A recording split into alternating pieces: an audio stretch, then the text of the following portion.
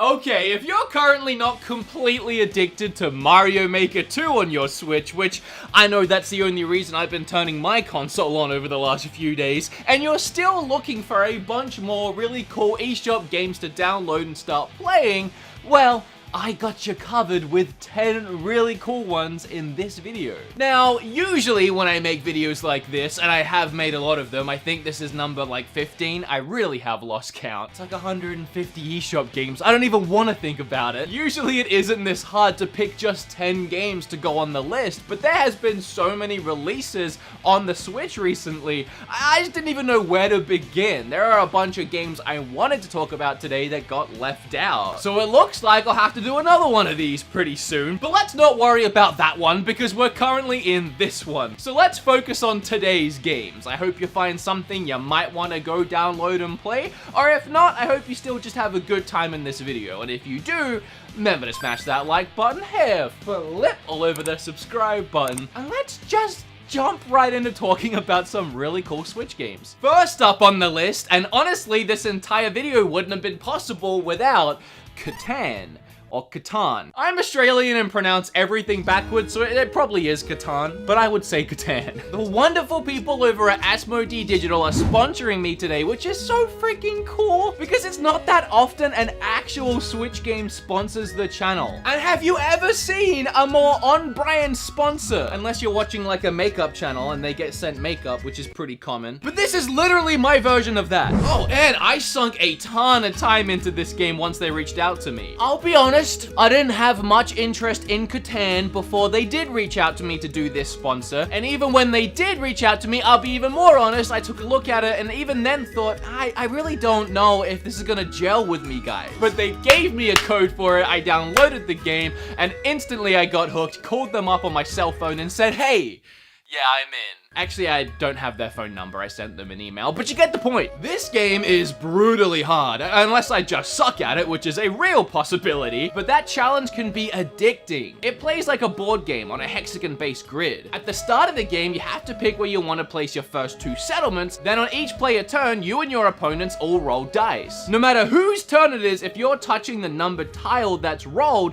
you get the resources that match that tile. The aim of the game is to use those resources to build more settlements, cities, roads, boats, you name it. Everything of that nature you build, you earn a point for, and then the first person to reach a certain point goal wins. But the real fun and frustration comes in trading resources. You won't always have exactly what you need, so you'll have to trade with other players. It's always a scary balance between getting the stuff you need and not giving your enemies too much of the stuff they need at the same time. And that mechanic reminds me of Monopoly and what makes that game so fun to play with friends. The rounds of Catan can last over 15 minutes, so losing is always an upset, and yet I consistently found myself loading the match back up and trying again. It's kind of worrying how much time you can sink into the game. Oh, and by the way, this is all things that I wanted to say, my experience with the game that I wrote down in my script and not what I was told to say. But there are a couple things they needed me to mention, so let's do that. This is the ultimate digital version of Catan, integrating modern art, enhanced graphics, and a reinvented UI. It's an easy to learn game, and that's true, even though it's, you know, still hard.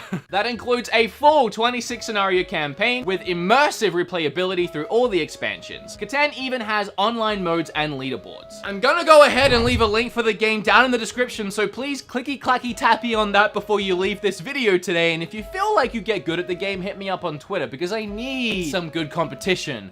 Other than the AI, which kick my butt every single time I play. The original Devil May Cry is a game that I have rebought time and time again, and if I wasn't lazy, I could go behind me and find every copy I have, and it's every copy that was ever released. And I'm not sure what even needs to be said about Devil May Cry to convince anyone that it's worth a buy. I love this game, I clearly always have, and I always will. It was the very first hack and slash I ever played, and I would probably say that hack and slashes grew to become my favorite genre of video games, so I guess I owe that to Devil May Cry. It's a big fat 20 bucks on the eShop, which some people pointed out is high, considering there is a HD collection triple pack for just 30 bucks on other systems. Which, yeah, I get, but I mean, selling this game at 10 bucks seems low comparatively to other budget games on the eShop. At least it isn't a whopping $30 like Resident Evil 4 is. But in any case, in Devil May Cry you play as Dante, a half-human, half-demon man who hunts evil demons for a living. This gameplay in the first game is timeless, flawless and will never disappoint. While newer Devil May Cry games have improved on the base formula, they have never strayed too far away from the original because it really is near perfect. The cutscenes are a special kind of crazy, the action is fast-paced, stupid fun, the boss battles are epic, and this is just my kind of game. Alright, I recently reviewed Cadence of Hyrule in my video all about Switch games I can't stop playing, which was true until Mario Maker came out.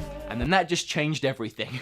But regardless of that, Cadence of Hyrule will still end up in my top 5 Switch games of 2019 for sure. So I won't repeat myself. If you want to watch my review of the game, you can go ahead and click here, or there'll be a link down below, or a link at the end of the video. Just don't leave just yet. Finish this one, and then watch that one. And if you've already seen it, just smash that like button, I guess. And, subscribe. The reason why I'm still counting it as one of the games on this video is, again, I like these lists to be like my all-inclusive. I have talked about it and reviewed it on one of my eShop lists. It's kind of like, it's become canon for me, I guess, so I need it to be included, but I've already talked about it. I don't like repeating myself. My Friend Pedro has easily solidified itself as one of my favorite indie games of the year. And since it's a Nintendo Switch exclusive, unless you count PC, which who does, it's also easy to see why this game is a must-buy. In My Friend Pedro, you play as a masked assassin, armed with as many guns as he can carry, the ability to fire those guns while simultaneously hanging upside down, and a severe lack of knowledge on how physics actually work. But physics be damned, this is just straight up fun. It's hard to not have a great time while Max Payne slow-mo mowing down countless enemies, but somehow My Friend Pedro manages to make that concept even more enjoyable. Every level throws something new at you, new mechanics, whether it's a frying pan that you can kick right at an enemy's face and then pump that same frying pan full of bullets, ricocheting off of it and hitting every other enemy in the room, or jumping on a freaking skateboard and rocketing through levels while pumping shotgun rounds. And beyond the senseless violence, there actually is quite a bit of clever platforming and puzzle solving going on throughout the levels, with some of the later areas of the game becoming quite the brain teaser. But again, something this game manages to do so well is just make every single thing feel fresh and enjoyable, and nothing ever feels like a task you have to complete. Rather, it's always something you want to be doing. Brilliant game design. It's a simple concept and they really fleshed it out and absolutely nailed it. Oh, and your friend is literally a banana.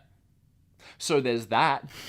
Shit is bananas, B-A-N-A-N-A-S. During Square Enix's E3 conference, they decided to just drop The Last Remnant on the Switch that night, which came completely out of nowhere for me. It's a JRPG I really liked on my 360, but I never finished. So I immediately, like a week later when I remembered that I forgot to buy it off the eShop, downloaded the game and got to play it. And while I still haven't finished this one yet, I do have some choice thoughts to share about it. Honestly, I don't really care much for the story, but to be fair, I barely ever do in most JRPGs. The gameplay, however, is pretty cool. You don't just control one character, rather you control a bunch of different characters on a battlefield, which makes the battling in this game feel more action-y than most of your standard stand in a line and wait your turn JRPGs. Not that there's anything wrong with that, it's just different. So while you're controlling your army on the battlefield, you also have to take into consideration military tactics when deciding on your next move, and even deal with some light QuickTime eventing. This game isn't without its flaws, and honestly the game does need more color. It looks pretty droll, which was an issue for a lot of games in general on that generation of consoles, but it's a solid RPG that hardcore JRPG fans will have a great time adding to their RPG library. RPG. I've been playing so much Mario Maker recently that my Switch is about to die. Usually I always keep this bad boy juiced up for emergencies, but Mario Maker is always an emergency. I don't think much needs to be said about Collection of Mana on Switch, but you know, your boy had to at least talk about— why did I just call myself your boy? I don't think there's too much that needs to be said about this game. However, I always forget that Final Fantasy Mystic Quest is technically a Mana game and therefore it's in this pack. Oh, and that the physical version of this is coming in August, so really this game only counts on this list for like another month since it's supposed to be digital only games. Oh, and Secret of Mana is for sure one of the best Super Nintendo games ever made. I mean, Earthbound and Link to the Past being the best of the best, and then games like Secret of Mana and Chrono Trigger being almost as good, but still pretty freaking good, and being able to play it on Switch alongside Trials of Mana, which we never had officially released outside of Japan until now, is really cool. Well, I guess there is actually quite a lot to say about the collection of Mana. If you didn't know, these Mana games are actually really great to play in co-op too. They play very similar to Link to the Past, but with a real-time JRPG combat element spliced in. In Secret of Mana, the adventure has you playing as a young boy who accidentally stumbles upon a legendary sword that no one else has been able to wield until now, but you know, he needed it to cut some grass, so his hometown villagers then get all superstitious and stupid and kick you and the demon sword the heck out of town before someone or something smites them. And after that, it's just a matter of staying alive and defeating evil. And once I finally beaten that evil, I'll let you know what Trials of Mana is all about, because I still haven't played that one. I'm actually waiting for the remake. I first played the game Brothers when Metal Jesus Rocks lent me his PlayStation 4 copy for a couple weeks back when I lived in Seattle. He wouldn't stop raving about it, so I just had to play it. It's made by Hazelight Studios, if you remember this guy from the Game Awards that one year. They seem to have a love for co-op style games, as they went on to make A Way Out, a game that I really enjoyed, and you could only play it with 2 players. Brothers is also co-op. Well, co-op with yourself. You control both Nai and Naya. The left analog stick will move one brother and the right will move the other. The act of controlling both brothers at once is actually really intuitive and fluid. The gameplay will obviously have you using both brothers to solve puzzles and platform throughout the world, while you attempt to find a cure for your sick father. Now, it's not really a visually gorgeous game, but it is a charming, whimsical adventure with a unique gameplay mechanic that will leave a lasting impression on you. I had a lot of fun playing Metal Jesus' copy of the game years ago, and I had a lot of fun replaying it recently. Oh, and you do have the option of playing a proper official co-op for the first time ever in this Switch version. However, I don't really recommend it. Since it was designed for just one player, I would honestly stick with that. Controlling just one of these brothers at a time is exactly half the fun of controlling both of them at once. With a name like Hugh, it's not a surprise that I love the bright use of colors in this game. And ironically, my Switch actually did just die, so it's completely black. Hugh is a linear Metroidvania adventure that reminds me of Limbo, or rather in a way like the opposite of Limbo, as this game is bursting with bright colors and not so creepy moments. Throughout the game, you'll select different colors from your wheel here that will change the background of the level to whatever hue you select. Changing up between colors will reveal secrets, doors, platforms, and more that you couldn't see before. On top of that, it also affects the world around you. Switch to a color of an object that was already there that might erase it from existence, if only momentarily, but it could affect the level by triggering traps or being used to solve puzzles. It's a short game, so I'm gonna keep this short. If you liked games like Limbo or Braid, Hugh might also enjoy this game. Alright, moving on. If my Switch wasn't dead, you would see Skelly Quest right here. And with Skelly Quest being so freaking similar to Enter the Gungeon, a game I love, I'm really not sure how I missed this one on the eShop until now. So you have a couple modes here. One where you have to slash away at rooms of enemies until they die dead. Then you can move on to the next room and do it all over again. Or a mode where you have a little more freedom to roam around the dungeon, killing things as you please. In both modes, you'll find upgrades as you play that level you up in many a different ways, making you a more efficient killing machine. Your main 2 weapons are a Kratos-style axe and a gun that recharges its shots on your axe kills. And I really dig the visual style on this one, even if your main guy kind of looks like a chubby naked mole rat rather than an actual demon skeleton. Now, for everything I've talked about so far, for $10 I would say maybe that price point is pushing it. Maybe it should be cheaper or wait for a sale, but wait! There's more. There's actually a whole nother mode I didn't talk about, a card game mode. It's completely separate from the main game, although you can earn items for your game on victories, and yeah, this is just a pretty cool little card game that's really fun. For a budget title, there's actually a lot to offer here in Skelly Quest. I'm so annoyed that I didn't charge it. Anacute has a very interesting concept that I haven't seen done before. Although it does have similarities to games like Katamari, and I guess in a way, Pikmin? You control a herd of angry but cute rioters that just destroy everything that get in their way. What do we want? Destruction! When do we want it? Whenever we finish the other game we're playing so we can delete it and make room on our Switch to actually download this one. But as soon as we've done that destruction! It honestly is a very Nintendo feeling game. I love grouping up a large crowd and just tipping over entire buildings like they're nothing. You can unlock new characters and new abilities. There's actually quite a lot of levels with a ton of variation between them and some really great boss battles. Actually, there was honestly a lot of games I wanted to put in this video, and one of them I really wanted to talk about was Darkwood. But I felt we already had a lot of darker, methodical, violent games, and we could just use something bright, bubbly, and cutesy instead. Although this mob is pretty violent, look at them! If you enjoy either Katamari or Donut County, you might also enjoy Anacute.